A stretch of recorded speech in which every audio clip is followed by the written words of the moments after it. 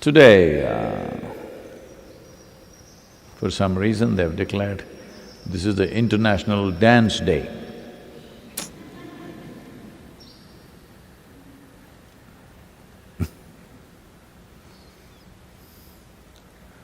Well,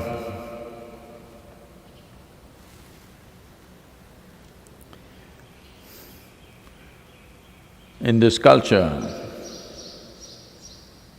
an enormous attention has been paid to what are the things that physical body can do and what sort of postures and movements would lead to the advancement of the individual human being who inhabits that body if you use the body in a certain way. Based on this, various classical dances were developed, very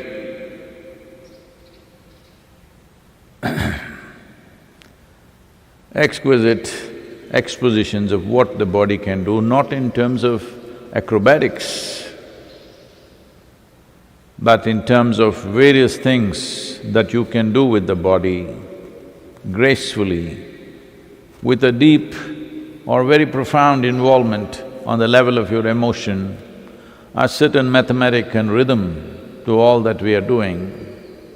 Like this, dance forms evolved largely from temples in the country. Till about a few centuries ago, dances were mainly performed only in the temples because dancers only performed to the divine. People could also manage to see, but mainly the performance was for the divine and nobody else. They played music only for the divine. Others could overhear. That was the basic attitude towards music and dance because they were seen as… one thing is an expression of the exuberance of what human beings can be, another thing is as as a means to achieve a certain fulfillment, as a means to achieve a certain freedom, certain liberation, or come to a state of abandon. Well, this is the only culture where even our gods have to dance. A god who doesn't dance does not pass the muster here. A serious god sitting somewhere like that, the Indian people won't buy it. He has to dance to prove that he's a god. Krishna is a dancer, Shiva is known as the very basis of dance. So dance was not seen just as entertainment, as an art form, but as an exposition of the nature of creation itself. So the image of Nataraja, a 2-meter tall Nataraja is installed in front of the sun laboratory in Europe because in the minds of the scientists who had delved into these aspects of life, of particles, subatomic particles and other aspects of the cosmos, they all felt the closest explanation or description that you could give for the phenomena of creation is dance. They are dancing in a certain way.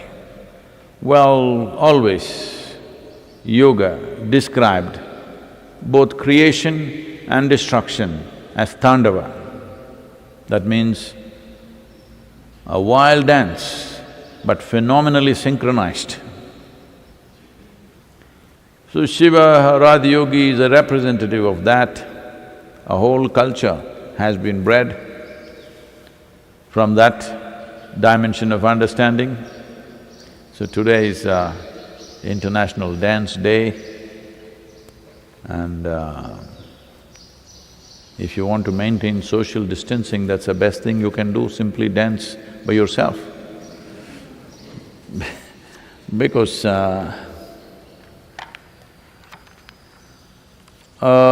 in most other cultures,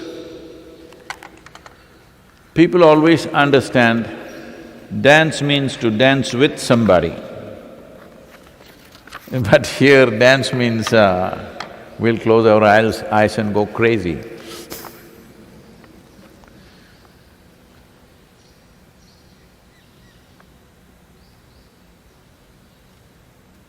You know, human body, I don't know if you have seen, probably you must have seen those rat snakes in the pond, sometimes dancing together, two of them. But you must see the king cobras dancing. It is absolute phenomenon. King cobras dancing is a sight of your life. Well, you definitely have seen peacocks dancing out here. They've got such a big plume, you don't have nothing like that to shake it like that, you know. You have a clunky body full of bones. You're not like a king cobra, you know. So even with this clunky body, when you feel joy in your heart, even with this bony, clunky body, you still feel like dancing. So I have a little poem for you. It's called Dance. When joy fills your heart, even with your bony, clunky limbs become graceful. When joy fills your heart, even your bony, clunky limbs become graceful. All creatures, when at their best, burst forth into dance. All creatures, when at their best, burst forth into dance. Not just a graceful king cobra or a delightful peacock, even the gangly cricket and ungainly hippopotamus do their own gig. Not just the graceful king cobra or a delightful peacock, even gangly cricket and ungainly hippopotamus do their own gig. In this land, even gods, sages and seers dropped falsehood of seriousness, serious dignity and danced to their heart's content. In this land, even gods, sages and seers dropped falsehood of serious dignity and danced to their heart's content. Make life a dance of grace.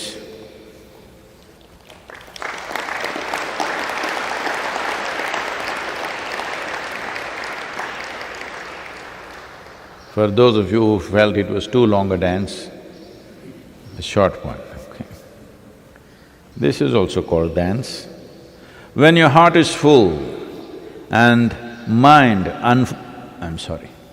When your heart is full and mind unmindful as to who you are or not, when your heart is full and mind unmindful as to who you are or not, your feet shall dance.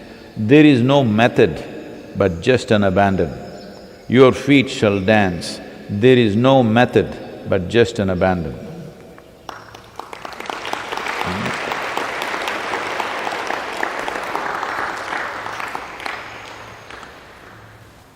So,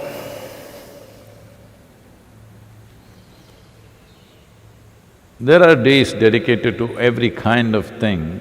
I heard there is one bubble bath day.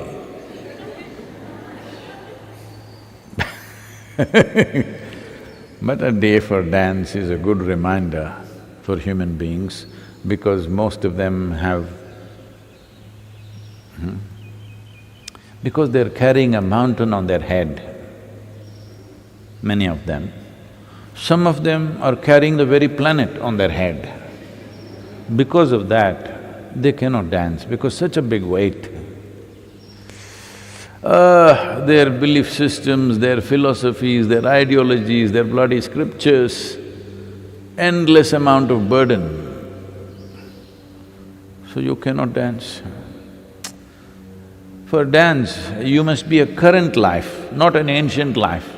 Can ancient people dance? How can the dead dance, I'm asking?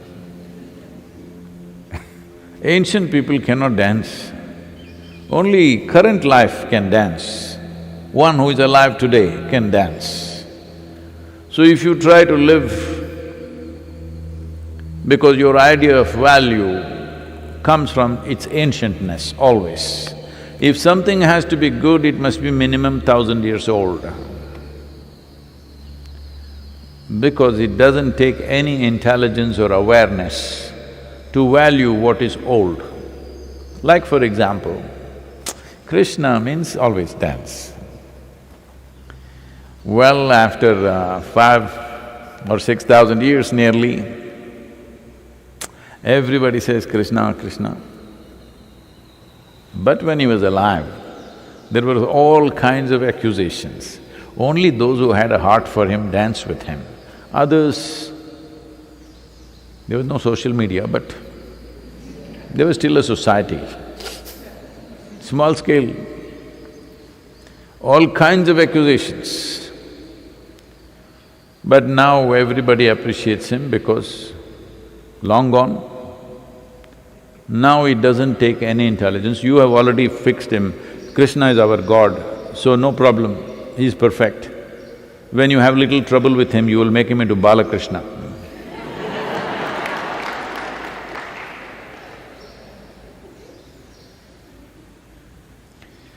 So, one who dances somehow is not fitting into your logic. So you need distance of time to appreciate him. But he's gone.